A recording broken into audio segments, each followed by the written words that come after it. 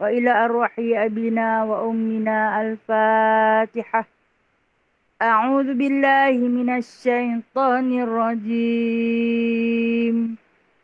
بسم الله الرحمن الرحيم. الحمد لله رب العالمين الرحمن الرحيم مالك يوم الدين إياك نعبد وإياك نستعين اهدنا الصراط المستقيم صراط الذين أنعمت عليهم غير المغضوب عليهم ولا الضالين.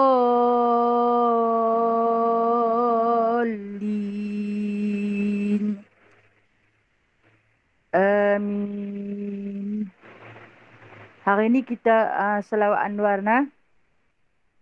Allahumma salli wa sallim ala nuril anwar wa sirril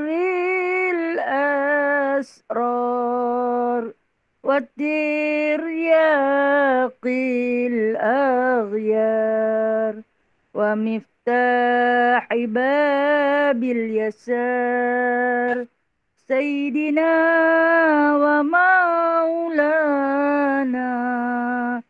محمد المختار وآله الأطهار وأصحابه الأخيار عدد نعم الله وإفضاله. اللهم صل وسلم على نور الأنوار وسر الأسرار والترياق الأغيار ومفتاح باب اليسار سيدنا ومولانا محمد المختار وآله الأطهار وأصحابه الأخيار عدد نعم الله وإفضاله. اللهم صل وسلم على نور الأنوار وسر الأسرار والترياق الأغيار ومفتاح باب اليسار سيدنا ومولانا محمد المختار وآله الأطهار وأصحابه الأخيار عدد نعم الله وإفضاله. بسم الله الرحمن الرحيم. رب اشرح لي صدري ويسر لي أمري واحلل عقدة من لساني يفقه قولي. اللهم صل على سيدنا محمد وعلى آل سيدنا محمد. ربي يسر ولا تعسر ربي تمم بخير يا كريم. سبحانك لا علم لنا إلا ما علمتنا إنك أنت العليم الحكيم إنك أنت السميع العليم إنك أنت التواب الرحيم.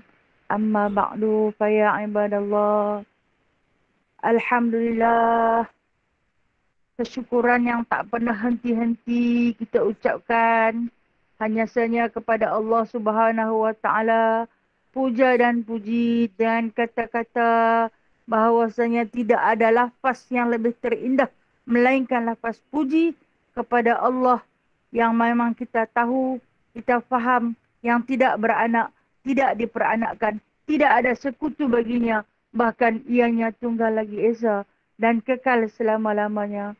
Dengan kerahmatan dan kenikmatan yang telah pun Allah tebarkan kepada kita, kita menerima tempias-tempias imbuhan-imbuhan yang amat besar, anugerah daripada Allah.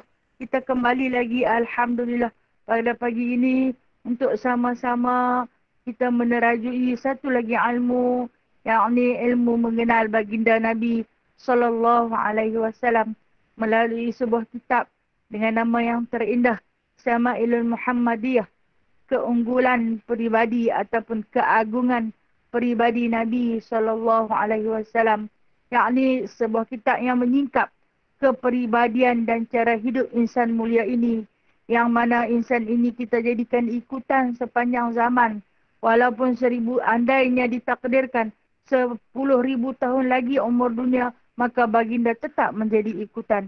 Tidak ada istilah baginda ketinggalan zaman. Bahkan baginda sentiasa mengikuti peredaran zaman pada setiap peristiwa dan juga situasi yang berlaku.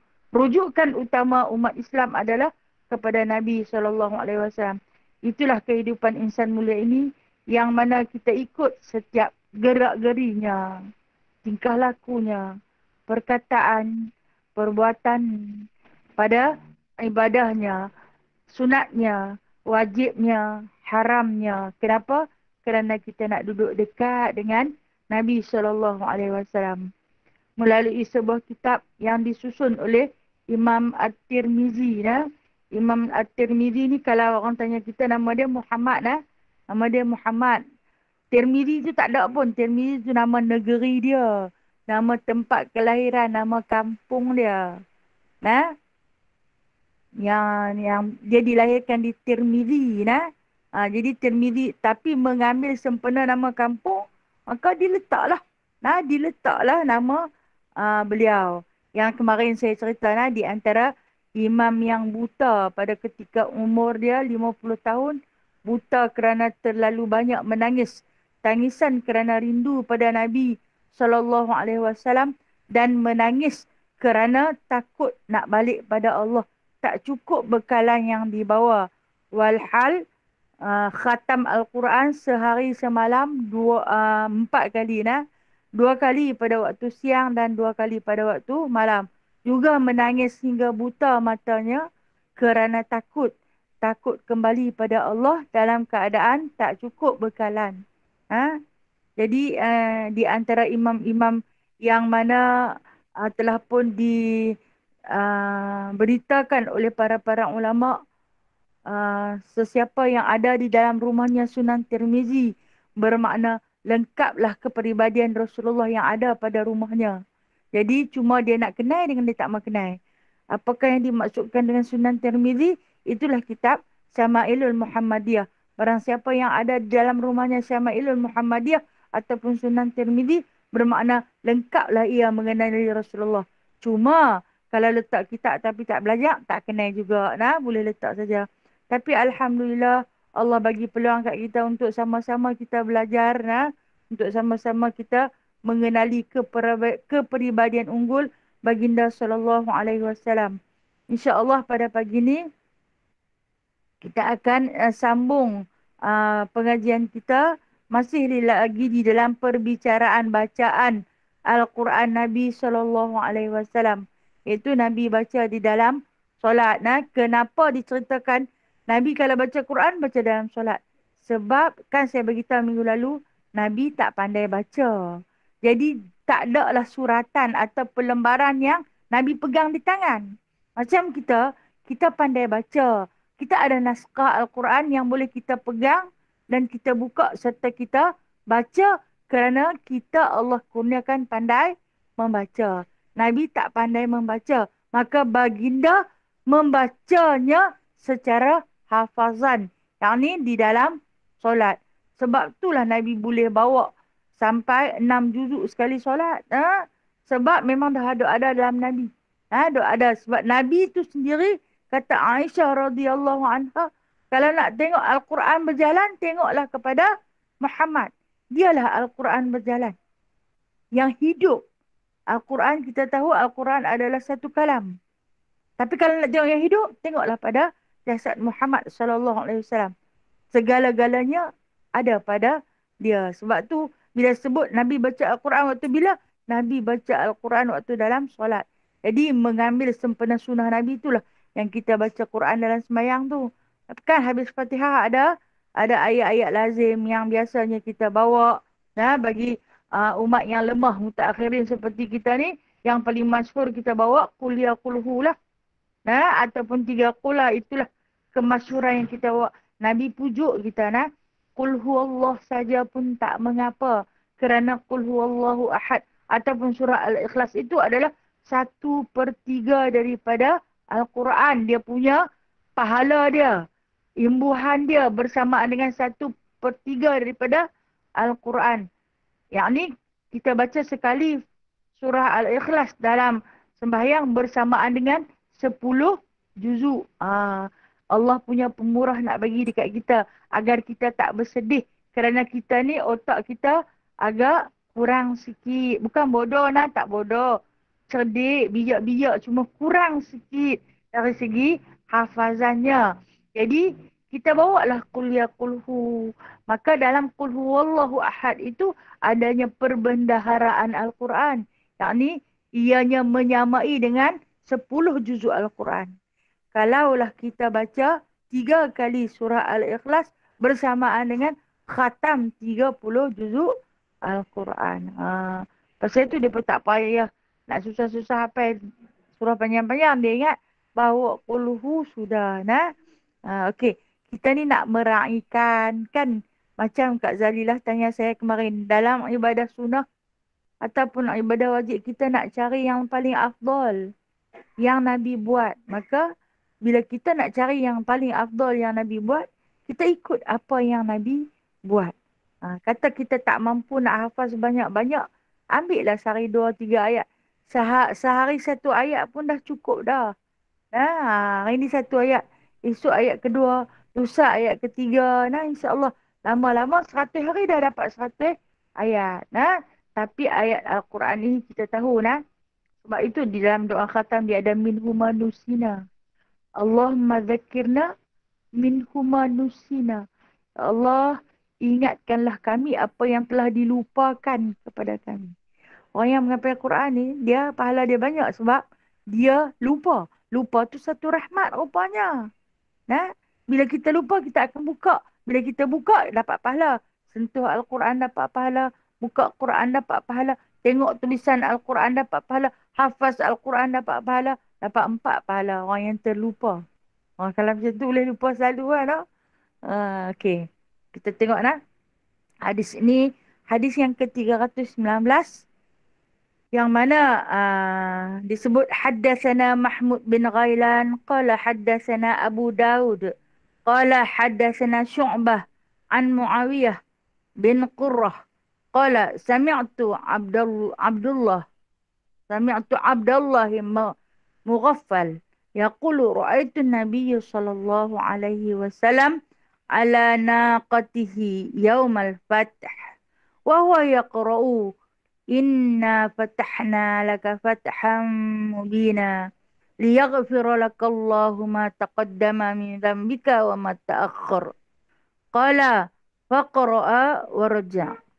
Qala wa qala Muawiyah bin Qurrah laula an yajtami'an nasu alayya la akhadtu lakum fi dhalikal saut au qala al-lahani. Satu hadis yang diambil daripada seorang sahabat Nabi SAW yang bernama Abdullah bin Mughaffal. Abdullah bin Mughaffal menyatakan, aku melihat Rasulullah SAW menunggang kuda pada hari pembukaan kota Mekah sambil baginda membaca inna fatahna laka fatham mubina liyaghfira lakallahu ma taqaddama min dzambika wa ma ta'akhkhar, yang bermaksud sesungguhnya kami telah membuka bagi perjuanganmu wahai Muhammad satu jalan kemenangan yang jelas nyata, kemenangan yang dengannya menjadi sebabnya Allah mengampunkan salah dan silapmu yang telah lalu dan yang terkemudian, dan menyempurnakan nikmatnya kepadamu serta menambahkanmu hidayah ke jalan yang lurus dalam mengembangkan Islam dan melaksanakan hukum hakamnya. Dia berkata, baginda membaca berulang kali. Dia berkata, dan Muawiyah bin Qurrah berkata, kalaulah tidak kerana aku khawatir orang berkumpul di sekelilingku, nescaya aku akan membacanya seperti suara itu, atau ia berkata menurut rentak itu. Ini satu hadis yang dibawa datang oleh Abdullah bin Mughaffal. Kata Abdullah bin Mughaffal, yang mana pada hari Fathu Mekah, pada hari pembukaan kota Mekah. Sekali lagi kita sentuh sikit apa dia hari Fathu Mekah ini ya. Pada hari Fathu Mekah itu dia kata dia bersama dengan Rasulullah sallallahu alaihi wasallam masuk ke kota Mekah. Ketika ini Rasulullah sallallahu alaihi wasallam membawa tentera muslimin daripada bumi Madinah sejumlah 10,000 orang. Ramai. Peristiwa yang berlaku Fathu Mekah ini, Fathu ni bermaksud pembukaan. Nah, ataupun kemenangan. Atau pembebasan. Kita buat tiga maksud. Fathu, pembukaan daripada perkataan Fataha yaftahu. Fathu. Kedua, kemenangan. Yang ketiga, pembebasan. Maksud dia, kemenangan, pembukaan dan kebebasan kota Mekah berlaku pada tahun 8 Hijrah. Pada tahun 8 Hijrah. Bersamaan dengan 630 Masihi. Bersamaan, kata ulama sirah, ada yang kata dia berlaku pada bulan Ramadan, yakni 10 Ramadan. Dan ada juga pendapat mengatakan ia berlaku pada 17 Ramadan. Kedua-dua pendapat ini kita raikan kerana kita tak tahu secara menyeluruh. Andai ada orang yang bijak pandai mereka kata kita bukan 17 Ramadan tapi 10 Ramadan, ya benar. Ada kata bukan 10 tapi 17, ya benar. Kita tak tahu. Hanya wallahu alam, Allah yang lebih tahu. Maka kita tak boleh menyangkal pendapat ulama-ulama kerana mereka mempunyai hujah-hujah yang tersendiri. Berbeza dengan kita hanya mendengar dan membaca serta berbincang, bertadabur bersama-sama. Yang mana dikatakan pada hari Fathu Mekah ini, Rasulullah membawa seramai 10,000. Mula-mula kan Rasulullah pada tahun 6 Hijrah. Dia pernah dah nak masuk ke dalam kota Mekah. Baginda kan bermimpi nak buat umrah. Dia bawa dah 2,000 tentera muslimin daripada Madinah. Nak masuk buat umrah, tiba-tiba dihalang. Jadi Nabi tak boleh masuk. Ketika itu berlakunya, saya cerita banyak kali dah, perjanjian Hudaibiyah. Yang mana dalam perjanjian itu, kemenangan berpihak berat sebelah. Perjanjian bersifat berat sebelah. Berat sebelah orang kafir. Sehingga kan dalam salah satu daripada perjanjian Hudaibiyah tu dia berkata, kalau kata orang Mekah yang tak cukup umur ikut Nabi SAW masuk Islam, pi ke Madinah, orang kafir Mekah boleh pi ambil buat balik. Sementara kalau orang Madinah yang Islam ikut orang kafir Quraisy jadi musyrik, tapi tak cukup umur, orang Islam tak boleh ambil balik. Nabi menyetujui. Dan ada di kalangan sahabat yang tak berpuas hati.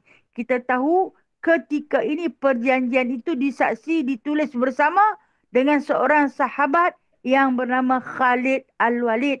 Yang ketika itu belum lagi memeluk agama Islam. Jadi di antara sahabat yang agak terlewat memeluk agama Islam ialah Khalid bin Al-Walid. Dan memandang kepada kelebihan sifat Nabi yang terlalu bersabar atau beralah dalam situasi sebab nak masuk negara orang. Nah, pemerintah dia minta syarat macam ni, macam ni, macam ni. Nabi banyak bersifat beralah. Walaupun dah pakai ihram siap. Bawa 2,000 orang tak boleh masuk. Dah. Nabi kata kita kena tahlul secara tahsir. Tahlul tahsir ni tahlul tapi tak buat umrah. Nah, jadi dia perbanyak dam lah dengan cara menyembelih kambing. Nah, Nabi sendiri menyembelih kambingnya. Selepas dia sembelih kambing, lalu baginda pun mencukur rambutnya sebagai isyarat tahlul tahsir. Terpaksa balik. Balik. Bila balik ni berlaku gencatan senjata di antara puak kafir dengan puak muslim selama 10 tahun. Itu yang termaktub di dalam perjanjian Hudaibiyah. Berlaku selama 10 tahun. Tak boleh hampa, tak boleh kacau kami, kami tak boleh kacau hampa. Kalau berlaku pelanggaran perjanjian Hudaibiyah ini, maka isytihar perang, kata Rasulullah. Okey, ditandatangani kedua-dua belah pihak. Tetapi di dalam tahun ke-7 Hijrah berlaku, iaitu puak yang menyokong ataupun puak sekutu orang kafir Quraisy bergaduh dengan puak sekutu Rasulullah sallallahu alaihi wasallam. Puak sekutu Rasulullah sallallahu alaihi wasallam yang diberi nama puak Khaza'ah. Puak Khaza'ah sementara puak sekutu di kalangan kafir Quraisy yang dinamakan suku Bakr. Suku Bakr. Kedua-dua suku itu bergaduh sehingga berbunuh-bunuhan. Maka Nabi kata, perjanjian ni dah koyak. Perjanjian Hudaibiyah terbatal. Kata 10 tahun gencatan senjata. Tapi memang sifat orang musyrikin ni, dia suka mungkir janji. Dalam dia duk kata gencatan senjata tu dia bom pula. Macam cerita yang dia buat di Palestin baru ni lah. Kan sehari je dia bagi bebas. Duk esok dia perang pula. Dalam dia berjanji tu. Sebab memang musyrikin ni dia bersifat munafik. Dia apabila berjanji selalu dia koyakkan janjinya. Jadi baginda Nabi SAW mengumpulkan tentera seramai mungkin untuk masuk ke kota Mekah pada tahun 8 Hijrah. Tu yang nak jadi Fathu Mekah yang kita duk baca ni. Nabi pun masuk. Ringkas, saya cerita secara ringkas. Sebab nak bagi faham apa dia Fathu tu. Nabi pun masuk. Dalam perjalanan baginda bersama dengan 10,000 orang sahabat-sahabat yang ikut Nabi nak buat umrah. Nabi pesan kita bawa senjata tapi senjata tu biar duduk dalam sarung. Tersemat. Jangan siapa-siapa cabut daripada sarung. Kita nak masuk secara damai. Kita tak mau berperang. Ini kemuncak dakwah Nabi. Kemuncak dakwah Nabi. Dia kata kita masuk pergi tengok di antara pembesar-pembesar kafir Quraisy yang belum Islam ketika itu ialah Abu Sufyan. Sampailah Nabi berada hampir-hampir dekat. Kalau kata hari ini, Nabi ada dekat Tanaim. Ataupun yang dikenali dengan Masjid Sayyidatina Aisyah. Orang Malaysia nanti masyhurlah dengan nama Tanaim ni, tempat berniat ihram umrah. Jadi sampai di situ, masuknya waktu duha. Nabi tak turun daripada kuda Nabi. Sebaliknya, Nabi bersolat duha di atas kenderaan. Keharusan. Hadis ni nak menceritakan tentang keharusan bersolat sunat di atas kenderaan. Walaupun boleh turun. Sebab unta tu Nabi yang tunggang. Bukan orang lain yang tunggang. Bukan naik satu rombongan macam naik bas tu. Tapi Nabi yang tunggang. Jadi Nabi boleh berhenti bila-bila masa pun. Namun Nabi memilih untuk meneruskan perjalanan. Tetapi tetap terus bersolat. Dengan cara Nabi sembahyang atas kuda dia. Nabi sembahyang di atas kenderaan dia. Dan apabila ditanya arah mana ke kiblat. Memang Nabi sedang menuju ke Baitullah. Jadi arah itulah. Arah tujuan Nabi. Dalam perjalanan tu, maka Abdullah bin Muqaffal mendengar Nabi baca Quran. Nabi baca surah. Lepas Nabi baca Fatihah, Nabi baca surah. Ini secara nyaring lah. Sembahyang sunat duha tu nak Nabi baca secara nyaring. Surah apa? Surah yang tadi kita baca. A'udzubillahi minasyaitonirrajim. Bismillahirrahmanirrahim. Inna fatahna laka fathan mubina liyaghfira laka Allahu ma taqaddama min dhanbika wa ma ta'akhkhar ila sampai ayat yang kelima. Sampai ayat yang kelima. Sebab wahyu turun ketika tu. Ya? Yang mana firman Allah Subhanahu wa taala, sesungguhnya kami telah membuka bagi perjuanganmu. Inna fatahna. Kami ni siapa? Allah kata, aku telah membuka. Iaitu aku telah memberi kemenangan wahai Muhammad pada perjuangan yang hang telah perjuangkan selama ni. Selama mana? Selama 13 tahun Nabi berjuang di Mekah. Dan kemudian Nabi pergi ke Madinah baru 8 tahun. Dan hari itu Allah Ta'ala nak bagi kemenangan kepada baginda sallallahu alaihi wasallam. Satu jalan kemenangan yang jelas lagi nyata. Hari ini hang boleh tengok dah. Nah, ya ini satu kemenangan yang aku anugerahkan kepada kamu wahai Muhammad bersama-sama dengan 10,000 orang tentera yang menjadi rombongan menuju ke Mekah. Waktu ni Nabi baca, Abdullah bin Mukhafal ni dengar kan masing-masing sahabat yang sedang ikut ni pakak-pakak berimpun mai dekat Nabi nak dengar Nabi duk baca apa. Rupa-rupanya Nabi sedang membaca wahyu, membaca Al-Quran di dalam solatnya. Jadi bermakna hadis ini menceritakan Nabi membaca surah secara nyaring di dalam solat sunat. Keharusan. Boleh kalau kita nak baca secara nyaring. Tapi Nabi dia bebas dengan sebab apa? Nabi kan lelaki. Kita orang perempuan tak bolehlah macam tu. Tak manis. Sagi duduk atas bahapi rombongan. Masuk mai waktu duha. Dia semayang. Dia baca doa-doa. Nah. Tak boleh lah kita orang perempuan. Tak boleh macam tu. Nah. Tapi Nabi ni berbeza dengan kita kerana dari segi jantina baginda SAW. Itu perbezaannya. Dan kemudian bila Nabi baca ayat 1 hingga 5 sahaja. Ada yang kata Nabi baca ayat 1 hingga 4 sahaja. Namun bacaan Nabi itu sangatlah eloknya, sangatlah indahnya. Qala faqra'a wa raja'. Dia ulang rupanya. Maka dia membaca, kemudian dia ulang. Dia ulang. Sampai 2-3 kali. Waqala Muawiyah bin Qurrah. Kata Muawiyah. Ketika mana Abdullah bin Mughaffal ini sedang menceritakan tentang macam mana cara Nabi baca, macam mana cara Nabi berlagu, maka kata Abdullah bin Mughaffal ini, cuba tanya Muawiyah bin Qurrah. Muawiyah bin Qurrah ini terkenal dengan pandai mengalunkan bacaan mengikut alunan-alunan yang dibawa oleh para sahabat yang hebat.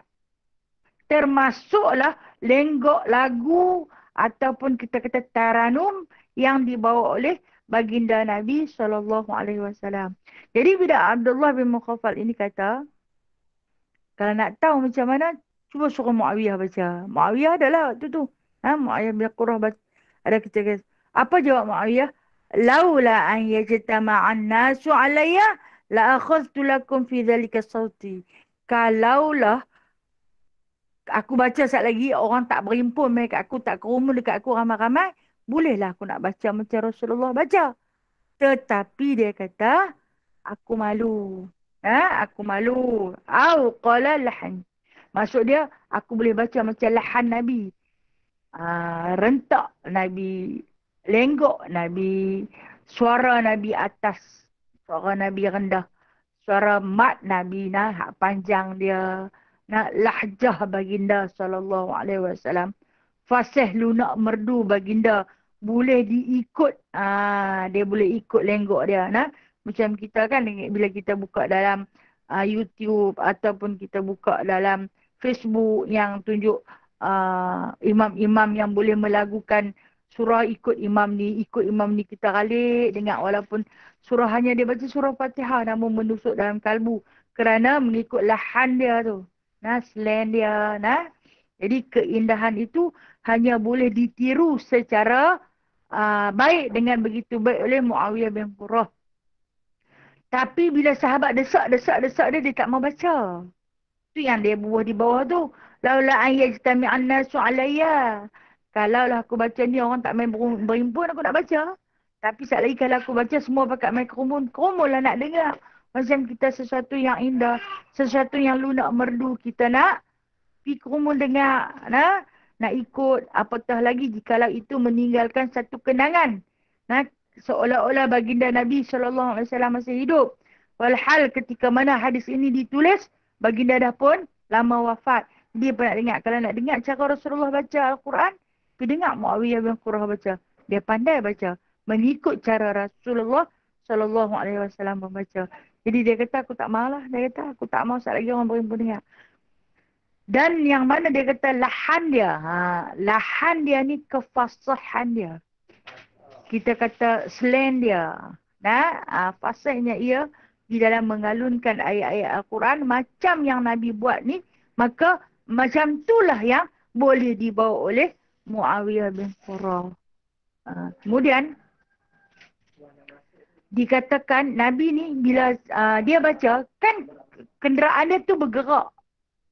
Bukan berhenti kenderaan tu bergerak. Sementara sahabat yang ada 10,000 ni ikut sama-sama kerumun Nabi ni. Nabi ni dia pecahkan kepada 4. Dia bahagi kepada ketua-ketua, termasuklah Abu Ubaidah. Dia bahagi yang masuk ke pintu ni, yang masuk ke pintu ni, yang masuk ke pintu ni. Kita tahu Masjidil Haram lah ni dah ada 88 pintu. Tak tahu lah ni mungkin lagi banyak kot. Lagi tak ada orang, lagi banyak lah pintu tu. Ada yang kata 99. Ada yang kata 101. Wallahualam, tak sempat kira lah mana hari kita nak bicara pintu tu. Janji kita tahu pintu mana masuk, pintu tu keluar agar tidak sesat. Itulah yang kita doa hafal selalu. Dan yang mana pada ketika mana Nabi masuk pada hari Fathu Mekah itu, pintu kota Mekah Nabi buat bagi jadi 4. Dan Nabi sendiri masuk melalui arah Ma'la. Yang selalu kita masuk, iaitu sebab kita melintasi miqat Zulhulaifah atau disebut sebagai Bir Ali. Dan kemudian kita melintasi satu lagi miqat, iaitu yang dinamakan dengan Masjid Sayyidatina Aisyah ataupun lebih terkenal dengan nama Tanaim. Jadi kalau kita pergi buat umrah, kita masuk Madinah, kemudian daripada Madinah kita melalui jalan Ma'la, maka mengikutilah perjalanan Nabi SAW masuk ke kota Mekah melakukan umrah melalui pintu Ma'la. Melalui pintu Ma'la. Jadi ini di antara yang dilakukan oleh baginda SAW. Bila sahabat semua pakai ikut nak dengar apa dia duk kata, rupanya dia duk abang. Allah Ta'ala dah bagi tahu, sesungguhnya hari ini aku telah membuka perjuangan kepada kamu wahai Muhammad. Aku telah memberi kemenangan kepada kamu wahai Muhammad. Ini kemenangan yang mubina, yang nyata. Islam dah menang. Alhamdulillah. Penuh bahagia, penuh keseronokan. Yang mana kata Allah, kemenangan yang dengan sebabnya Allah mengampunkan salah dan silapmu yang telah lalu dan yang telah kemudian. Maknanya macam ni. Bila Nabi masuk di dalam kota Mekah, Nabi bagi tahu, siapa-siapa yang duduk di dalam rumah ibadah, kita jangan kacau. Jangan tangkap, jangan bunuh. Siapa yang duduk dalam rumah Abu Sufyan, aman. Aman. Jangan tangkap. Walhal Abu Sufyan masa tu tak masuk Islam lagi. Duk menyorok dalam rumah. Siapa-siapa yang minta perlindungan dalam rumah Abu Sufyan, dia aman. Siapa yang duduk dalam masjid, kata Nabi, dia aman. Kita tak akan perangi dia. Tapi siapa yang tak ada di 3 tempat ni, maka kita halau dia. Halau dia. Dan Nabi telah pun mengisytiharkan 17 orang nama-nama yang wanted lah kita kata, dapat Nabi kata bunuh. Termasuklah dalam 17 itu. Orang itu Ikrimah bin Abu Jahal. Ikrimah bin Abu Jahal adalah anak lelaki Abu Jahal. Nabi isytiharkan dapat dia, potong kepala dia mai. Sebab dia di antara orang yang paling berhasad dengki, paling mengimpikan kepala Nabi. Nabi kata hari ini kita panggil. Siapa-siapa yang boleh dapat dia, bawa mai. Potong kepala dia. Hingga Nabi keluarkan tu. Dan dia dengar Ikrimah ni, dia dah lari jauh keluar daripada kota Mekah. Sampai orang kata, jangan balik. Muhammad ada di Mekah ni. Kalau hang balik, dia potong kepala hang. Dia kata, aku nak balik, aku nak jumpa dengan dia sendiri, aku nak bertaubat padanya. Dan anak Abu Jahal, Ikrimah, akhirnya kembali pada hari Fathu Mekah tu, berjumpa dengan baginda SAW, bersyahadah memeluk Islam dengan membai'ah Nabi sebagai Rasulullah. Dan Allah Ta'ala itu sebagai Tuhannya. Dan keadaan inilah yang menyebabkan Ikrimah itu diampunkan. Diampunkan daripada segala salah dan silap. Mohon bagi respon. Suara saya tak clear ke? Alhamdulillah, dengan jelas. Alhamdulillah. Alhamdulillah. Terima kasih Ji. Sebab ada komen 2-3 orang. Seorang ada komen dalam ni. Dia kata suara saya tenggelam timbul. Mohon maaf kalau berlaku tenggelam dan timbulnya itu, ini permasalahan internet lah apa lagi tu. Hari ni pula hujan. Allah bagi Alhamdulillah nikmat hujan masih lagi sudi turun. Menimpa bumi. Bimbang sangatlah kalau hujan tak turun tu. Okay, baik. Kita sambung sikit lagi Kita sambung sikit lagi. Apa yang ada pada Fathu Mekah ni. Nabi lepas mana dia masuk dalam kota Mekah. Dia apa arahan yang pertama, dia kata runtuhlah berhala. Runtuhlah berhala yang ada Lata dan Uzza yang ada begitu besar di atas Bukit Sofa dan Bukit Marwah. Nabi kata runtuh bang. Nabi pun melakukan umrah. Nabi buat tawaf. Itu Nabi runtuh. Tapi yang di atas yang banyak-banyak tu Nabi tak runtuh lagi. Nabi suruh tahun depan Abu Bakar runtuh ke semua. Itulah berlakunya Fathu Mekah. Yang mana di antara ayat-ayat yang masyhur berlaku pada hari Fathu Mekah itu, A'udzubillahi minasyaitonirrajim. Bismillahirrahmanirrahim. Idza jaa nasrullahi wal fath. Apabila telah datang manusia itu dalam keadaan berpuak-puak, berbondong-bondong pada hari kemenangan. Ini pada hari pembukaan kota Mekah. Inilah Nabi setelah Nabi tinggal Mekah selama 8 tahun, baru tahun ke-8 baru dapat boleh patah balik. Kerana Nabi begitu rindu untuk hadir ke dalam Masjidil Haram. Kenangan Nabi terlalu banyak berada di dalam kota Mekah. Adanya makam kekasih hati tercinta Nabi, Sayyidatina Khadijah binti Khuwailid di perkuburan Ma'la.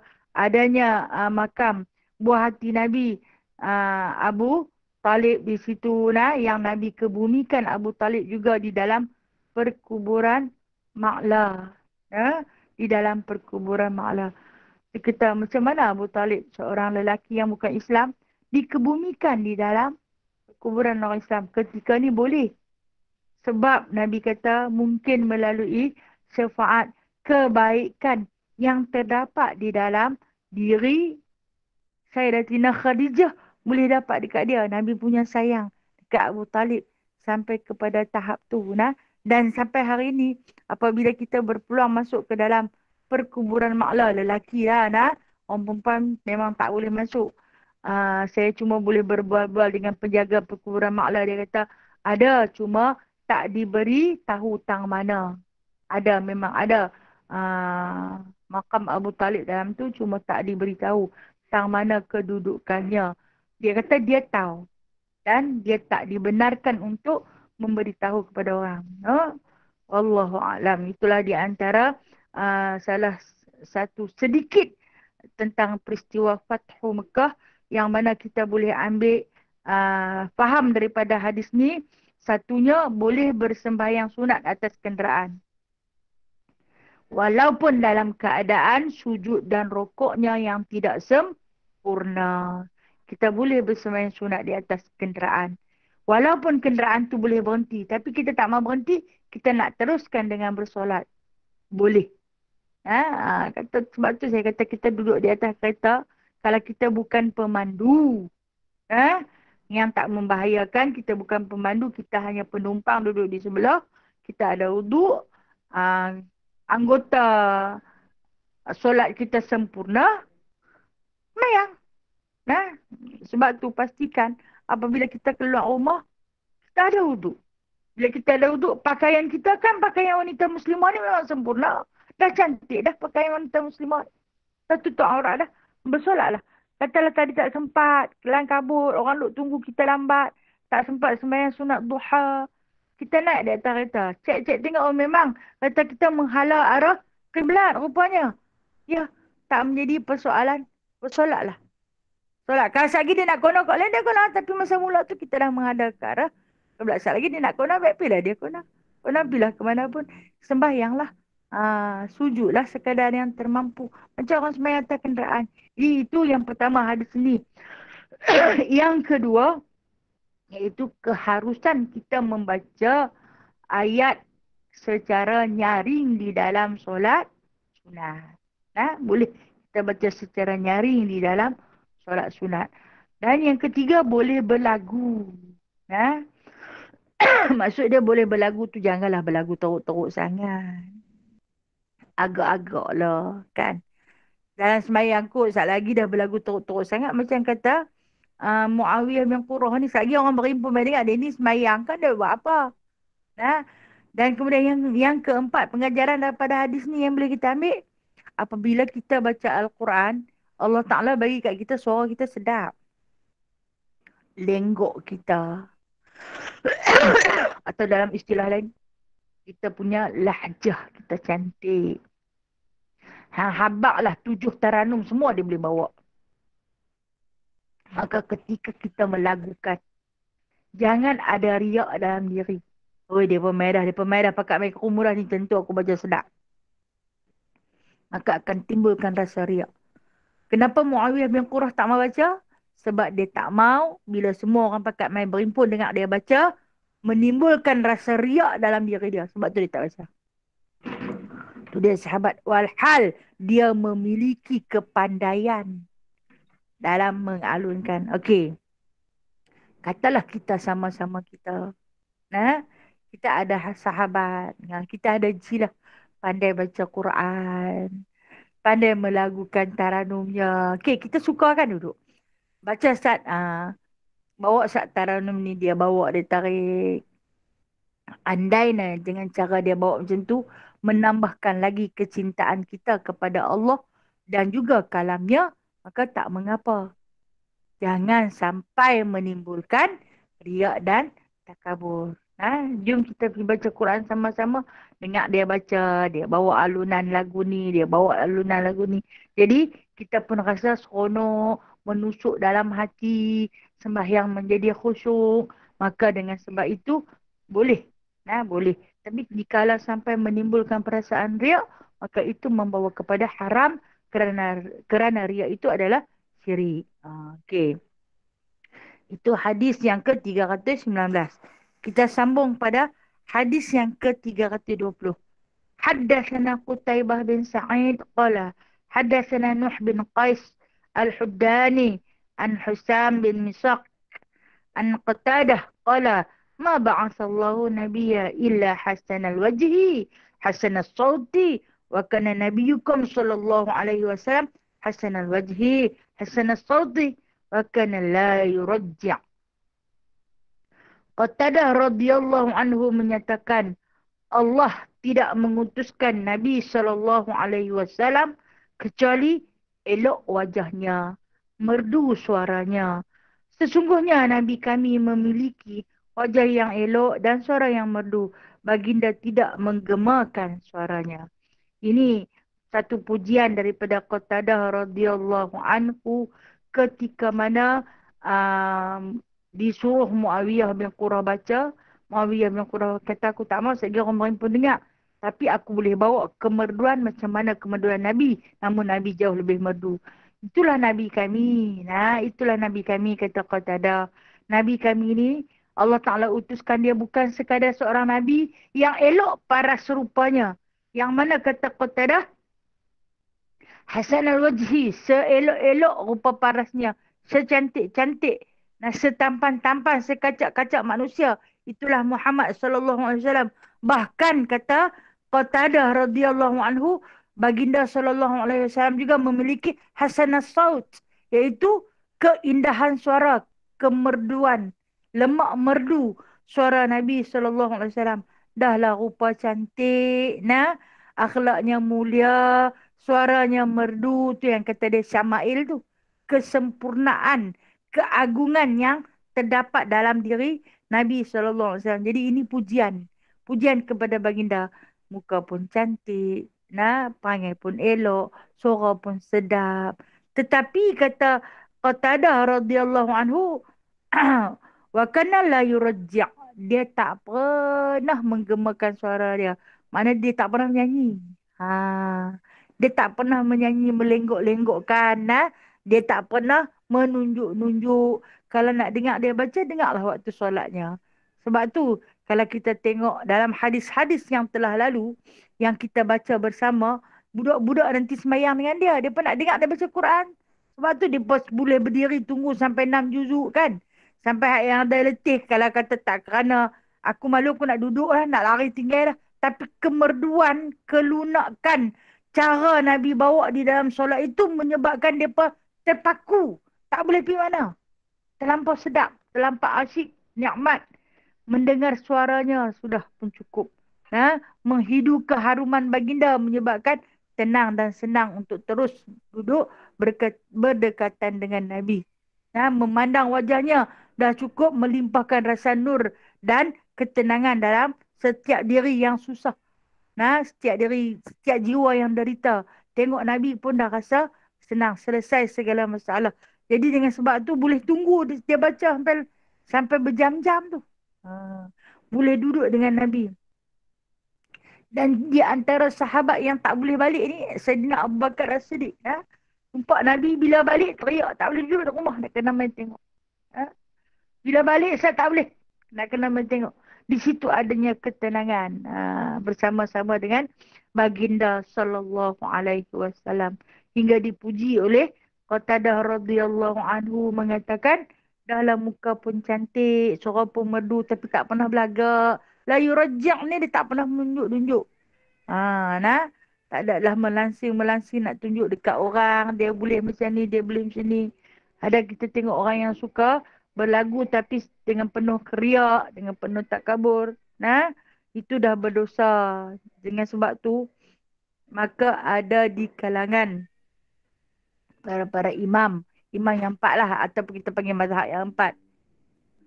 Mazhab Imam Asy-Syafi'i rahimahullahu ta'ala tidak membenarkan wanita untuk melagukan suaranya dengan lenggok lemak merdu di hadapan khalayak ramai, seperti memasuki pertandingan tilawah Al-Quran. Kecuali dengan cara dia bawa berlagu itu boleh mengajak orang mendekatkan diri dengan Allah Ta'ala, maka harus. Jadi dia kata kalau orang perempuan seeloknya tak boleh.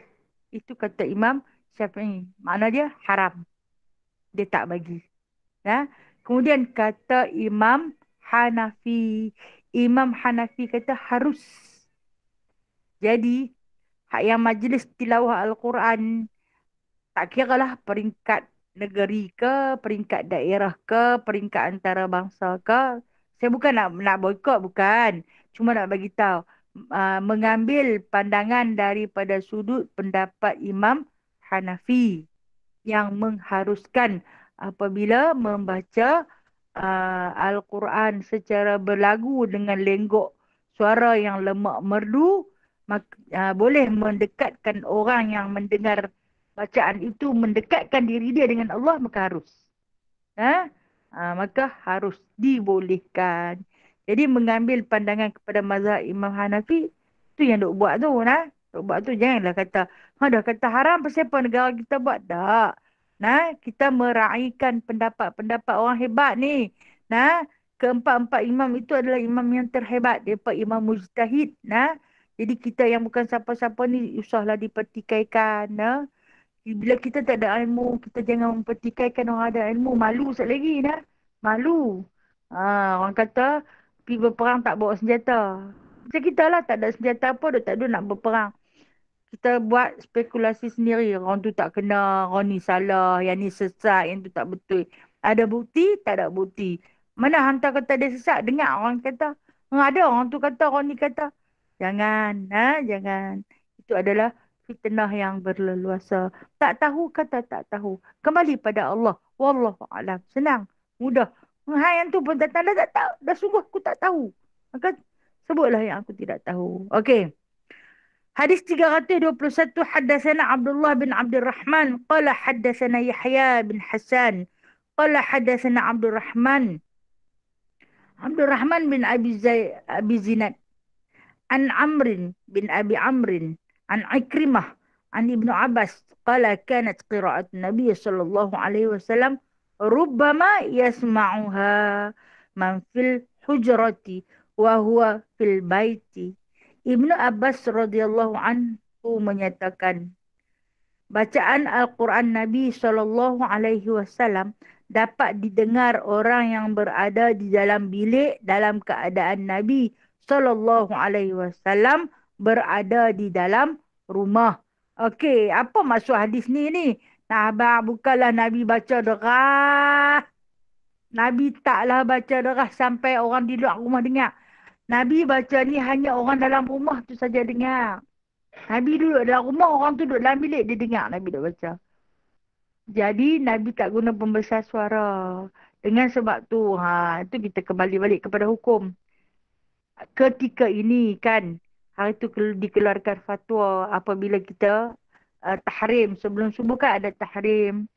Kita duduk baca selawat dan sebagainya sebelum masuk tu subuh. Kemudian ada penduduk-penduduk yang bukan Islam komplain. Mereka kata apa? Tak boleh tidur, bising sebab orang Islam ni dah tak masuk waktu lagi, tak azan lagi tapi duk bising. Jadi ketika ini, kita meraihkan melalui hadis-hadis Nabi ni lah. Jangan kita mengganggu orang lain. Dia bukan Islam. Kita jangan ganggu dengan pembesar suara yang hingga dia pun tak hormat kat orang Islam. Macam tu lah orang Islam. Semayang tak lagi, dah hinggap dah. Dah mengganggu ketenteraman. Walaupun ketenteraman itu adalah orang yang bukan Islam. Jangan kacau. Dia jiran kita. Jangan kacau. Itulah yang nak buka mengaji dengan selawat tu. Dia kata jangan buka. Kalau nak buka, buka kat dalam rumah saja dengar. Jangan sampai ganggu jiran sebelah. Dia sampai tak boleh tidur. Dia balik main kerja malam. Dia tak boleh lena. Jangan sampai mengganggu dia. Hormati dia. Walaupun dia bukan Islam. Sebab Islam itu adalah agama yang syumul, agama yang indah, sentiasa meraihkan jirannya, tetamunya, kanak-kanaknya, orang tuanya, binatangnya, tumbuh-tumbuhannya. Dia sentiasa meraihkan. Islam itu cukup indah. Jadi, bila dah mufti keluarkan kenyataan, tak boleh buat tahrim. Tak boleh buat tahrim. Kalau nak buat takat dengar dalam surah dengan dalam masjid saja. Kita nak bagi orang dengar. Orang tu tak dengar, sekali orang lain yang dengar mengganggu ketenteraman. Maka ketika ni harus. Jadi apabila ada yang komen, kalau di negara lain tak apa pun. Apa siapa negara Malaysia tak boleh? Boleh. Kita meraihkan pendapat ulama. Dan kita meraihkan pendapat Nabi SAW sendiri. Jangan sampai kerana kita nak beragama hingga mengganggu agama lain. Dan apabila kita tengok orang beragama lain bersolat, jangan kita hina cara dia bersolat dia. Cara dia semayang. Kita jangan hina semayang dia. Sebab kita takut lagi dia hina pula semayang kita. Jadi kacau. Jadi bergaduh besar. Kita tak mahu orang kata dekat kita. Kita jangan kata dekat orang. Yang ni kita nak suruh orang hormat kita. Kita tak mahu hormat orang. Tak boleh. Okey, ini maksud hadis ni. Nabi semayang hanya dengar orang dalam rumah saja. Bukanlah dengar sampai orang luar rumah dah. Mana je? Jangan duk baca dakah-dakah lah. Memadailah dengar orang yang dalam rumah sahaja. Okey, satu lagi hadis. Haddatsana Su'aib bin Nasrin qala haddatsana Abdullah bin Mubarak an Hamad bin Salmah an Thabit an Mutarraf wa huwa ibnu Abdullah bin Sakhir an abihi qala ataitu Rasulullah sallallahu alaihi wasallam wa huwa yusalli wa li jawfihi azizun ka azizil mirjali minal buka. Musarrif anak kepada Abdullah bin Syakhir radhiyallahu anhu menyatakan ayahnya berkata, aku datang kepada Rasulullah Sallallahu Alaihi Wasallam ketika baginda sedang solat dan dalam dada baginda berbunyi seperti air yang sedang mendidih disebabkan tangisan. Ini satu hadis. Hadis ini sebenarnya sepatutnya masuk kepada hadis yang bab 45. Macam mana Nabi menangis yang akan kita baca. Nah, kenapa Nabi menangis di dalam solat? Nabi menangis dengan berbaca macam sebab. Di antara sebab kenapa Nabi menangis. Pertama, sebab Nabi terlalu takut kepada Allah. Sifat takwa Nabi yang begitu tinggi menyebabkan Nabi selalu menangis. Yang kedua, Nabi menangis kerana Nabi adalah seorang perindu. Nabi menangis kerana rindu. Rindu pada Allah. Rindu pada Rasul-Rasul yang lain. Ketiga, Nabi merindui umatnya yang mutakhirin yang Nabi tak jumpa. Kita bagi contoh, kita yang terakhir ini. Dan yang keempat, Nabi menangis kerana memohon keampunan bagi umat-umatnya. Dan diceritakan Nabi itu memang seorang perindu. Dalam merindu baginda menangis. Nabi itu hatinya lembut. Sebab itulah apabila diceritakan dalam hadis yang kita baca tadi ni, iaitu dia dengar Nabi baca ayat Al-Quran. Nabi sedang membaca Al-Quran di dalam solat baginda. Bunyi seperti air mendidih, menggelegak. Orang menangis. Kita saya tak tahu nak cerita bunyi ayat mendidih tu macam mana. Tapi faham-faham sendirilah. Macam mana menggelegaknya di dalam dada Nabi. Kerana tangisan yang tak dapat baginda tahan. Sampai kepada satu ketika Nabi baca Al-Quran dalam sembahyang ni. Dia berhenti untuk tempoh yang lama. Menangis, berbunyi. Berbunyi sebab dia tu. Sampai mendidih, menggelegak. Dengar. Dia pergi tengok di muka dia. Air mata tu penuh sampai basah janggut-janggut Nabi. Basah baju-baju Nabi. Menangis. Awaklah kekasih Allah ni menangis sangat. Begitu halusnya budi pekerti dia. Halusnya jiwa Nabi. Sehingga menyebabkan dia selalu menangis. Yang kata pipi dia tu sentiasa merah. Menipis pipi Nabi ni. Sebab hakisan air mata. Selalu menangis. Bila pandang dia sentiasa bercahaya. Wajahnya sentiasa berkaca. Sebab apa? Mudah sangat menangis. Hatinya begitu lembut. Terlalu mudah tersentuh. Ini yang kata Syekh ayah dia cerita, dia kata, yang itulah dia kata, suka menangis sangat, dia kata, sehingga menyebabkan orang yang tengok kita, bila tengok orang menangis, kita nanti menangis. Dia baca Al-Quran sampai kepada satu-satu ayat yang menceritakan tentang azab, dia menangis lebih. Dia yang menangis lebih. Dia kata, kalau bukan kerana surah Waqi'ah atau surah Hud, nescaya aku tak naik uban sampai macam ni punya banyak. Nabi tumbuh uban sebab menangis. Fikir tentang azab cerita dalam neraka. Kalau dalam surah Waqi'ah tu kita tahu cerita yang akan diduduki oleh orang-orang pada golongan kiri. Apa dia akan diberi minum daripada minuman air yang mendidih. Diberi makan daripada pohon zakum yang berduri. Nabi baca tu menyebabkan Nabi menangis. Di antara tangisan baginda SAW yang tak dapat ditahan-tahan. Sehinggalah sampai kemuncak solat baginda iaitu pada sujud yang terakhir Nabi akan sujud secara tawaduk kepada Allah hingga menyebabkan baginda hampir-hampir pingsan kerana memohon keampunan bagi pihak umat yang terkemudian. Bila baginda dah puas menangis, maka kata baginda, tangisan aku ini boleh memadamkan kesalahan sebahagian besar di kalangan umatku yang mahu menangis kerana Allah. Jadi, janganlah kita ni kedekut sangat air mata. Menangislah kerana Allah. Menangislah kerana rindu Rasulullah. Sebab kita kenal dia. Dia menangis kerana kita. Dia tak kenal kita. Dia tak kenal kita. Tapi kita menangislah kerana dia. Sebab kita kenal dia. Kita belajar tentang sifat-sifat dia. Tentang wajah dia. Tentang cara dia. Percakapannya. Perjalanannya. Adik-beradik dia. Keturunan dia. Dah kenal. Takkan kita tak boleh menangis seperti mana dia menangis menundi kita. Walhal dia tak kenal kita satu-satu. Macam mana kita baca peribadi keunggulan baginda sallallahu alaihi wasallam. InsyaAllah minggu depan kita akan masuk kepada bab mengenai tangisan Rasulullah sallallahu alaihi wasallam. Nabi menangis sedih sangat nak baca. Insan ini terlalu banyak tangisannya menagih air mata. Air mata dia harum, rasa tawar, rasa manis. InsyaAllah akan kita ceritakan bersama-sama. Andai ada rezeki pada minggu depan, perbicaraan tentang tangisan Nabi SAW. Sedih sangat, no? Insan mulia ni kalau menangis, kenapa? Kenapa menangis? Selalu sahabat tanya, kenapalah kamu menangis? Ha? Sampai sampai dia sakit. Dia menangis sampai dia sakit. Kenapa? InsyaAllah minggu depan kalau ada rezeki. Wallahu alam. Baik, kita buka soalan. Soalan apa pun tak apalah. Tak semestinya yang berkisarkan kepada Syama'il Muhammadiyah.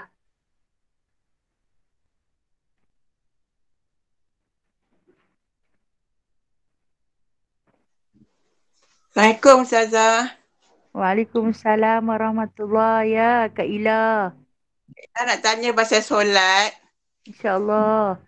Kalau kita tengah solat, kita bersin Ustazah ataupun berdehem, batal tak solat kita? Okey, itu saja ya. InsyaAllah . Ha. Terima kasih Kak. Okey, kalau kita solat kita bersin. Bersin tu bukan dibuat-buat. Bersin tu dia main sendiri. Bersin ni dia main sendiri dengan sebab dah dia nak main. Bukan kita pergi jolok lubang hidung bagi bersin. Itu batal. Okey? Tapi dia main. Bila dia main kita pun terbunyi. Okey. Cara bunyinya. Cara bunyi bersin. Rasulullah ni dia ajak kita bersin apabila kita rasa nak bersin di dalam sembahyang ataupun di luar sembahyang. Itu dengan cara kita tutup hidung kita. Kan kita perempuan pakai telekung kan? Angkatlah telekung ni. Bersin. Boleh. Tak batal. Sebab bersin itu bukan dibuat-buat. Tapi kalau dibuat-buat. Macam ni contoh dia. Kita ni nak bersin. Dia tak main. Kita tak main sudah. Geram sangat dia tak main. Korek.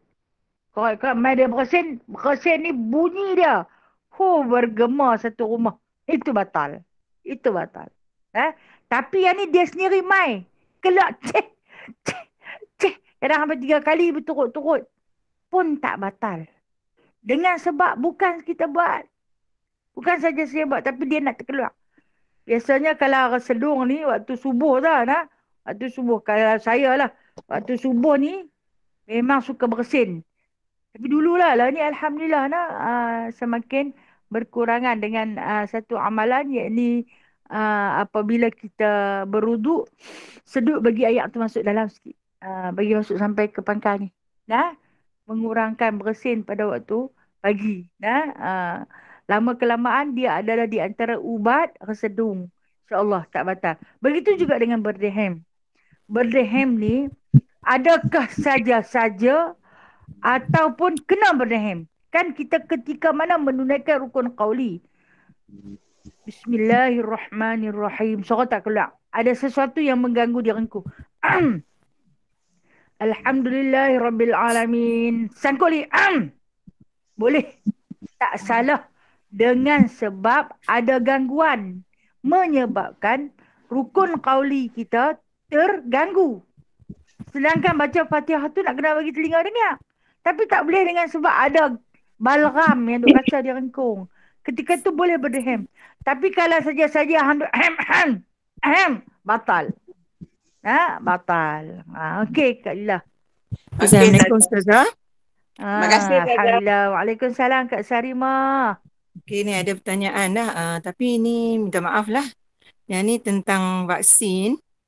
Kita tahu yang ni memang agenda Yahudi lah. Dan mula-mula dia kata tak paksa. Tapi sekarang ni kita nampak terpaksa. Ada orang petikai. Dan dia kata kalau Rasulullah masih hidup, adakah dia akan ambil? Dan kita kadang-kadang kita pun tak tahu nak cakap kan, sebab kadang kita dengar orang kata A, kita ikut A. Dan bila orang kata B, kita ikut B. Jadi kita otak yang tak apa cerdik ni, kita jadi orang kata confused lah.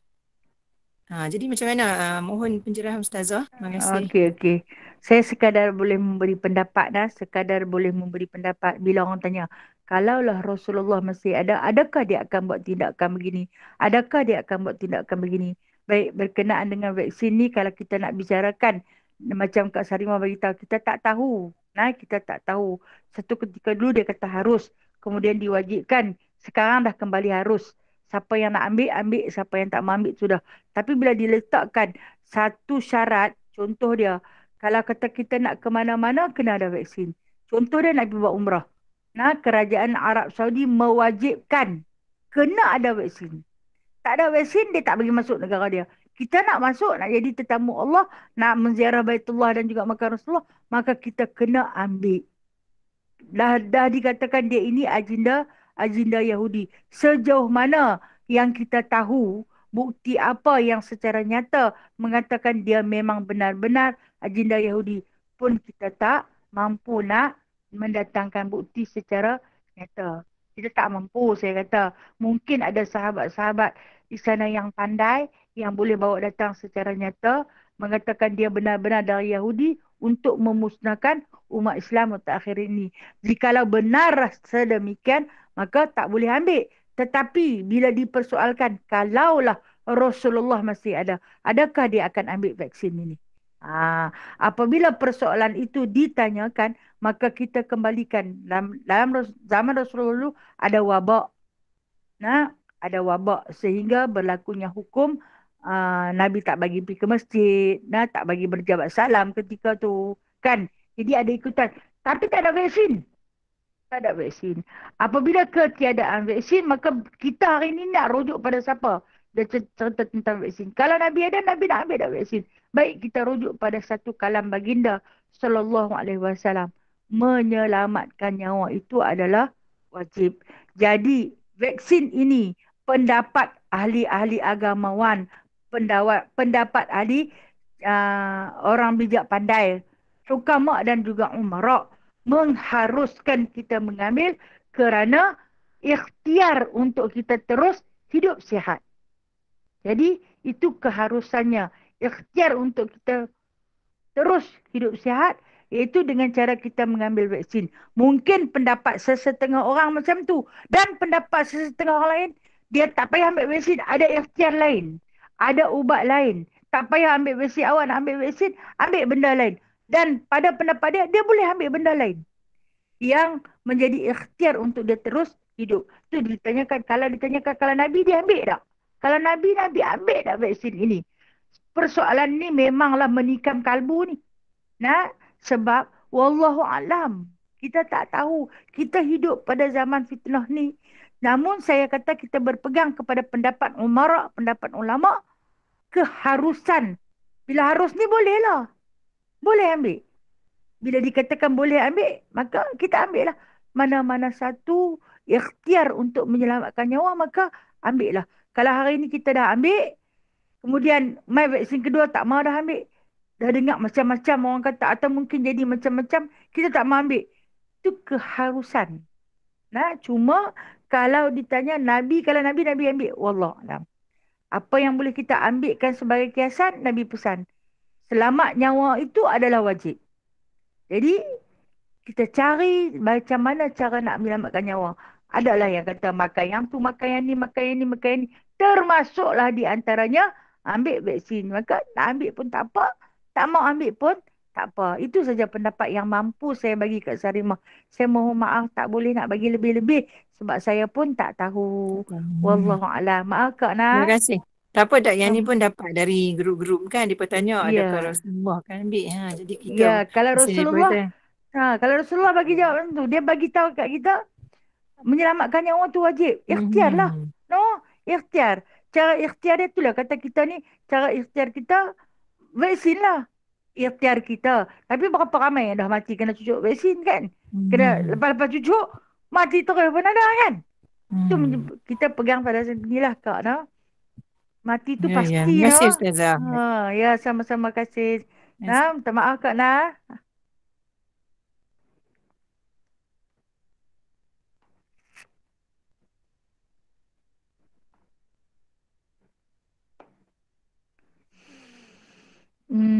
Ada soalan?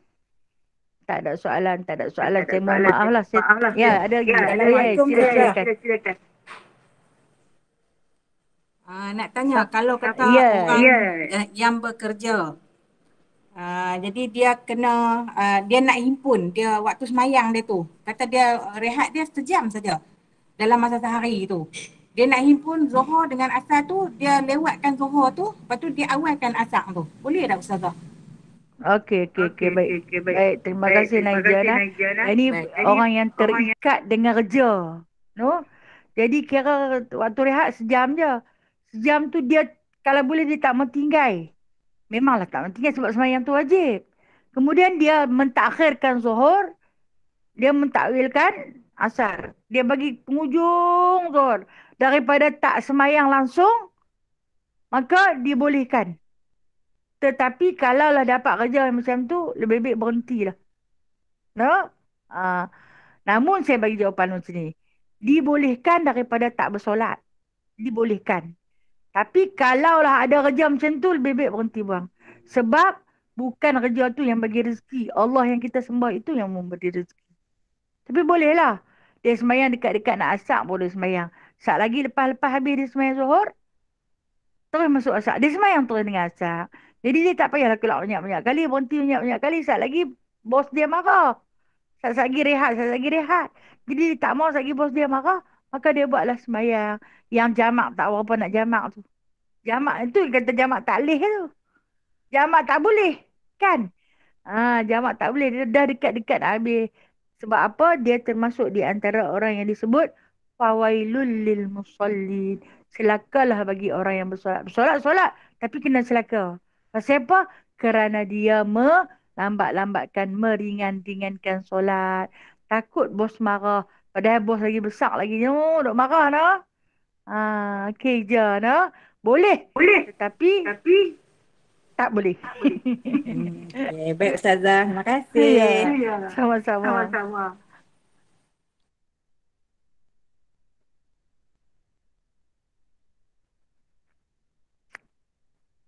Okey. Tak ada dah nah?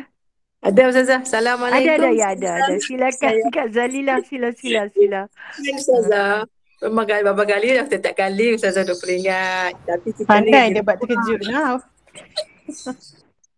Ustazah. Ya. Muharram nak masuk minggu depan. Alhamdulillah.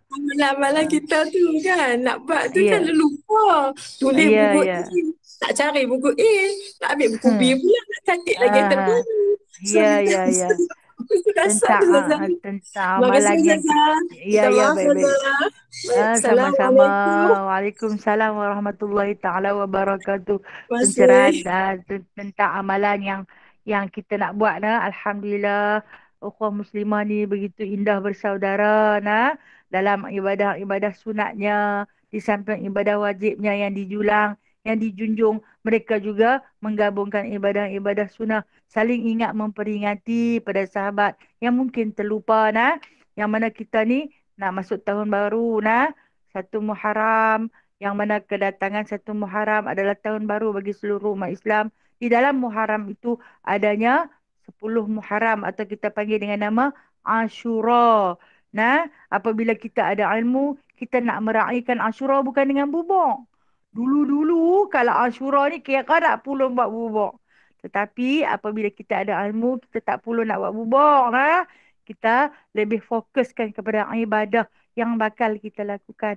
Di antaranya, Nabi berpesan, hendaklah kamu bersolat di antara sunat yang terlebih aula, terlebih afdal selepas daripada sunat hari Arafah adalah puasa sunat Ashura.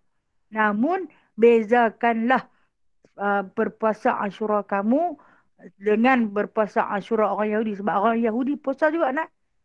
Yahudi ni kalau kita nak jumpa di bumi Palestin ramailah. Depa nanti puasa pada hari Ashura kerana meraihkan Nabi Musa alaihi salam. meraihkan Nabi Musa AS. Itu dia puan. Jadi kita ni bagi beza dengan mereka sebab Rasulullah kata berpuasalah, ambil tasu'a. Apa tasu'a? Tis'a. Hari yang ke-9 dan hari yang ke-10 bagi membezakan. Sebab Rasulullah ni kalau boleh tak mau bagi sama ibadat dengan orang yang bukan Islam. Jangan bagi serupa. Jadi kita buatlah hari ke-9. Kalau orang tanya pasal apa puasa 9? Kata nak puasa Ashura pasal apa puasa 9? Sebab Nabi suruh beza. Bezakan. Nabi ucap. Maka kita ambillah 9 dan ambillah 10. InsyaAllah ta'ala sama-sama ingat memperingati. Minggu depan ada umur, kita akan bicarakan tentang Ashura. Kita akan bicarakan tentang Ashura dan keindahan-keindahan yang ada di dalamnya.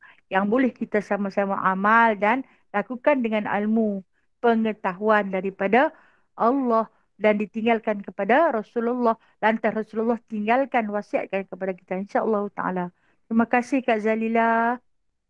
Sama-sama kasih Ustazahku saya, Cik Fauzia. Okey. Okey Alhamdulillah. Terima kasih semua Yang mohon ampun dan maaf. Yang baik itu dari Allah. Yang lemah dan kurang itu adalah daripada diri saya sendiri. Terima kasih banyak-banyak. A'udzubillahi minasyaitonirrajim. Bismillahirrahmanirrahim. Alhamdulillahirabbil alamin. Hamdan katsira. Hamdan yuwafi ni'amahu wa yukafi'u mazidah. Ya Rabbana lakal hamdu. Kama yanbaghi li jalali wajhikal karim azim sultani. يا مسبب الأسباب يا فاتح الأبواب يا سامع الأصوات يا قاضي الحاجات يا مجيب الدعوات اجعلنا من الناجحين وانصرنا فإنك خير الناصرين وافتح لنا فإنك خير الفاتحين واغفر لنا فإنك خير الغافرين وارحمنا فإنك خير الراحمين وارزقنا فإنك خير الرازقين واهدنا ونجنا من القوم الظالمين وصلى الله على سيدنا محمد والحمد لله رب العالمين. تقبل الله منكم منا ومنكم